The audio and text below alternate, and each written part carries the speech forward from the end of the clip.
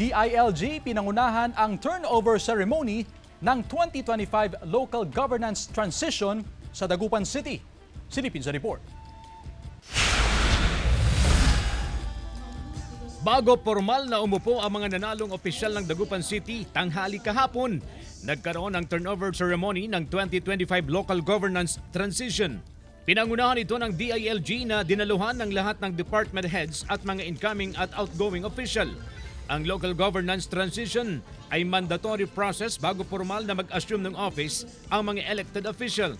Updating po and yun nga po, formal turnover ng mga accountabilities po. May mga transition document na ni-require ng DILG sa mga department head na ipinasakamay sa mga incoming official. Laman nito ang mga assessment report na resulta ng Seal of Good Local Governance ng DILG. Napaka-importante po na kasama dyan yung mga plans po and mga financial reports ng LGU po para at least may kumbaga fresh start, alam po ng ating mga incoming officials. Today, we witness not just the turnover documents and responsibilities, but the peaceful and democratic transfer of leadership. Sumasalamin sa mga dokumento ang kasalukuyang estado ng lungsod. Sa bagong set ng city officials, re-elected ang mayor at vice mayor. Re-elected din ang 3 miyembro ng konseho.